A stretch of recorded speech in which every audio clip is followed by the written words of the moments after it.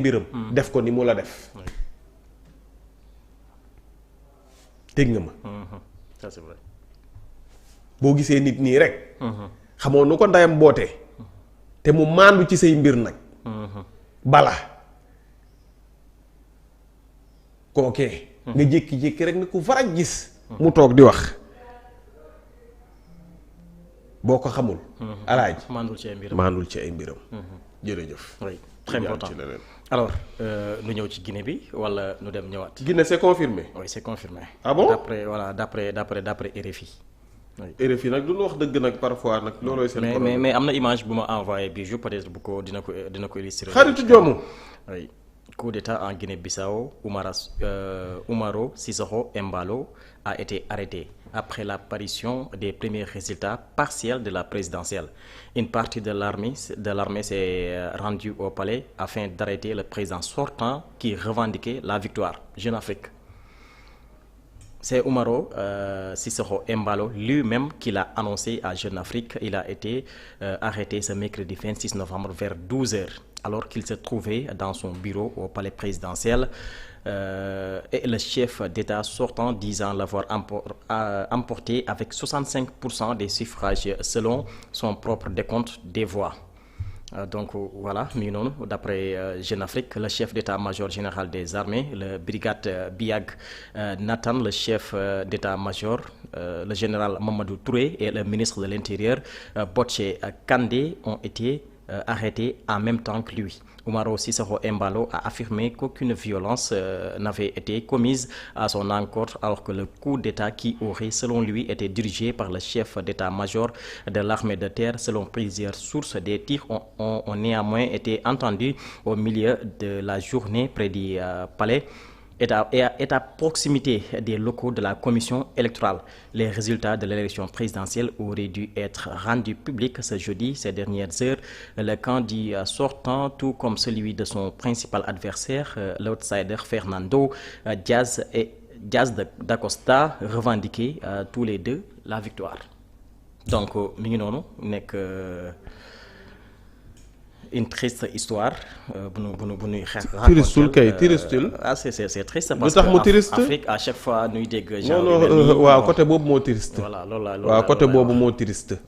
côté boobu moo triste. voilà c'est loolu laa bëgg expliquer. waaw xam nga la moo tax côté boobu triste. alaaji est-ce que xam nga ne ñun civilisation Afrique moo ko imposé àdduna. wala Afrique boobu moo ko door àdduna. moo ko door ci kaw suuf parce que li ñuy wax ne l'Afrique nu la koy waxatee sax xaw ma berceau de l'humanité Alaaji Abdoulaye ñun ba ñuy am constitution fekk na tubaab bi ñu ci gën a bari ci ñoom ñu ngi ci barbarie guerre mondiale yooyu dégg nii amul bu ci déclenché wu Afrique. tubaab yee doon guerre mondiale. Alaaji Abdoulaye Sylla la charte du Mandé. le Kurukan Fuga. ba nuy bind ñun di am constitution. constitution alaaji. ñu naan 40 points. lii ak lii penc mi kenn waru fee def lii penc mi kenn waru fee def lii penc mi kenn waru koy def lii penc mi kenn waru koo def lii. alaaji historiens yi wax nañ ne c'était depuis Mathusalem. donc ñun heure yi. waroon na fekk ñu dépasser yii. vraiment. xoolal alaaji. ca jamono yu yàgg ya. mais alaaji l'Afrique. n'a pas de problème d'institution. Alaaji on a un problème un très sérieux problème avec nos dirigeants. te fii ak ces genres de dirigeants. ñu ngi diriger suñu réew yi. alaaji ci ndóol dong la ñuy dëkk. wallaahi. parfois gaa ñiy def analyse géopolitique. mën nañu def seen analyse. ne la nangam ne la fii contre nangam kii bi rébellion les djihadistes affaire yooyu noonu ñu ngi kii alaaj mais yooyu yëpp Russie ñu ngi ci guerre ñoom ak waa Ukraine. France ñu ngi participer ci yenn guerre. États-Unis naka noonu. mais alaaji pourquoi dëkk yooyee malgré tout ça économiquement ils sont bien. institutionnellement ils sont bien. te pourtant ñun bu dee dëgg. bu dee jub bu dee jubal bu dee jubbanti ñun sunuy maam ñoo ko xamoon ñun. qu'est-ce qui s'est passé entre-temps. ba l'homme africain dafa mel ni dañu ko décérébrer. alaaji pouvoir. l'homme africain pouvoir. est-ce que xam nga ne ñun. bokkoon nañu ci njëkk a démystifier pouvoir. pouvoir ñun donnante musuta indi xeex. alaaji sunu maam yi taar fa kàlla tubaab bi nag lu mu def xam na ko. ñëw na fexe ba dagg cordon ombilical ba sunu histoire tàqale ñoo sunu histoire xamuñu sunu histoire moo tax lu ku xamul sa bopp nag lu la neex defal. ku xamul say maam xamuloo foo bokk. xamuloo ñoo bokkal. xamuloo yow lan moo la war. xamuloo pénc ma nga juddoo lan lañ fay bañ. lan lañ fay xeeb. lan lañu fa tere. lu la neex def. loolu moo ñu dal ñun ci ñu gën a bari. te ñun suñuy dirigeant ñooy ñi gën a incarner lii. complexe ñoo koy gën a incarner. complexe nag ci ñaar yépp. quand tu as benn complexe d'infériorité. tu es complexé. boo amee complexe de supériorité. tu es complexé. complexe de supériorité mooy da nga yaakaar ne yow yaa gën ñépp. suñu dirigeant yi moo boo leen dal. dañu yaakaar ne ñoom ñoo gën ñépp. ça les dérange pas nga nekk président de la république alaaji nga dem supposons nga dem ne da ngay def campagne.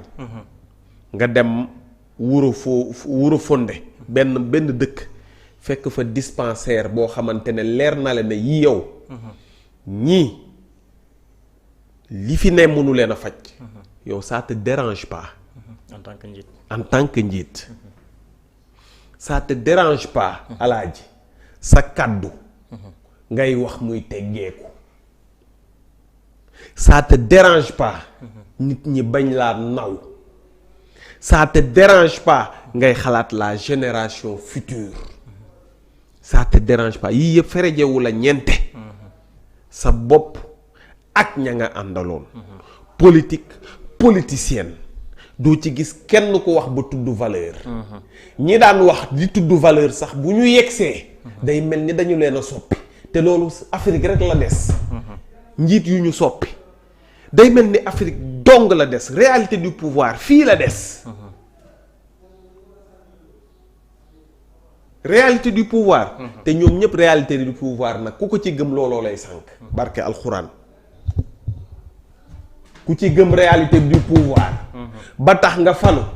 teggi la nga waxante woon ak askan wi xamal ne yow réalité du pouvoir lay sànk. xoolal sa moroom yi gëmoon réalité du pouvoir ba ñu ñëwee. xulle ba réalité du pouvoir dugal leen ci guuta. fii la ñuy mujj. de képp dong. moom Embalo nee nañu moom ci boppam. moom moo annoncé bile mbir. nee nañ il a été arrêté ce mercredi 26 novembre vers 12h. tey ñu ne ci bureau la ñu ko fekk foofu la ca palais présidentiel bi. dimanche bi passé nag lañ doon def seeni élection présidentielle. moom dafa ne woon moom moo gagné. yële élection te élection yi ci 65% des suffrages. ñu ne nag selon son propre décompte des voix. ki nga xamante ne moom moo di chef d'état-major des armées. le général Biagé Nathan. le vice-chef d'état-major le général Mamadou Touré et le ministre de l'intérieur Botché Kandé. ñoom ñëpp arrêté nañu leen en même temps que lui.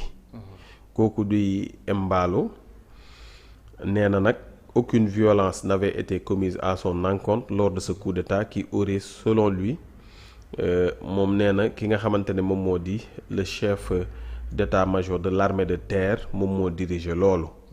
Selon plusieurs sources ay tirs ont été néanmoins entendus en milieu de journée près du palais à proximité des locaux. Résultat de l'élection présidentielle yi nag suba jeudi bi résultat yi ci lañ leen waroon a génne. ñu ne ces dernières heures le camp du sortant tout comme celui de son principal adversaire l'outsider mu ngi tudd Fernando Diaz da Costa. ñoom ñaar ñëpp ñu ngi doon wax ne ku ci nekk mu ngi doon wax ne moo gagné élection yi. ñoom ñaar ñëpp donc le vote s'était déroulé dans le calme mais en l'absence du principal opposant Domingo Simeón Pereira empêché de se présenter. Xoolal c'est les mêmes scénarios qui se répètent partout. Même scénario, même histoire, même nit ñi. Même Sénégal, Côte d'Ivoire, Guinée-Bissau. Xoolal Côte d'Ivoire même chose. Bissau même chose. Sénégal même chose. Principal opposant ba empêché de ce qui. bu ñu toogee ñu naan France moo ñuy diriger. xam nga population bi actuellement ci panique na lu nekk. waaw xoolal ñun sax ñoom. alaaj am na loo xam ne ñoom sax ñoo ko waroon a bañ. wallaahi. ñoom ñi ñuy diriger. ñun askan wi bu ñu toogee naan France moo ñuy diriger ñoom sax dañ koo waroon a bañ. parce que xeebeel la ak yabeel. xeebeel la. yabeel la. quand va-t-on se départir de tout ça ban génération mooy ñëw. jël lii yëpp ay empêché diw présenté wu. la volonté du peuple s'exercera ci nii wala ci nele. fii personne n'est souverain wala souveraine seul le peuple est souverain. seul le peuple est souverain. fekk xamu leen lii ci naqar ngeen di dund. ndax mënoo leen jiite nit ñi. bi ngeen jiitee jiit ñi ne dinaa leen defal faj bu baax. dinaa leen defal tali yu baax. dinaa leen defal kaaraange bu baax. dinaa leen defal économie bu baax. ñëw yii yëpp defoo ci dara. yii nii yii ngay dige dinaa leen defal justice. dinaa leen defal nàngam yooyu yëpp ngay dige doo ci def dara ba pare bëgg a toog di xool nit ñi ñu lay xool say nit nag ñi ànd ak yow gën a réew ñëpp di wër plateau yi di xas nit ñi. lii de mooy Afrique lii de mooy Afrique et c'est moom ñoom dañuy werante. moo jaaxal di noonu wàññi seen baat bi. xoolal et c'est désolant c'est désolant c'est frustrant c'est honteux. Quand va-t-on se départir de ces genres de dirigeants dans nos chers pays? Kañ la ñuy am des dirigeants dignes de son nom de leur nom. kañ à quand la ñuy am ay dirigeants dignes de leur nom. à quand man boo gisee aw ma sago ci Ousmane. alaaj dama yaakaar dirigeant digne de son nom. yaakaar googu rek laa am ci moom. te yàlla bu yaakaar googu tas. képp dong. yaakaar naa ne nit kii kat lu mu la dig bu ñëwee dina ko def. yaakaar naa ne kii moo ñuy taqaleeg réalité du pouvoir. yaakaar naa ne kii moo ñuy taqaleeg ñëw falu di wax lii. ñëw di ut di wax lii falu di wax lële. yaakaar naa ne kii moo ñuy taqaleeg loolu kii mooy ñëw def ay institutions yu fortes ci réew mi te ma yaakaar ne Diomaye dina ko ci fekk. waaye nag alaaji y a pas de secret. les mêmes causes produisent les mêmes effets. y a pas de secret. ku topp sa tànk fii rek lii yéen lay dal yéene wuñu ko kenn nag te on apporte vraiment notre soutien au peuple de la Guinée-Bissau parce que c'est un peuple frère. ñoom am nañu frontière rek ñoom. Casamance ak Bissau c'est pareil. donc on leur apporte vraiment notre soutien. et ñu ngi ñaan moment bii nii ñu passé ko. la tête très haute. te ñu génn ci aussi te jàll ci yeneen ak yeneen yoo xamante ne. ci wàllum développement la donc képp koo xamante ne yaa ngi Guinée-Bissau que nga nekk fii Sénégal que nga nekk foofee parce que c'est un peuple frère. am nañ ci ay mbokk. am nañ ci ay nàngam donc on vous apporte tout notre soutien.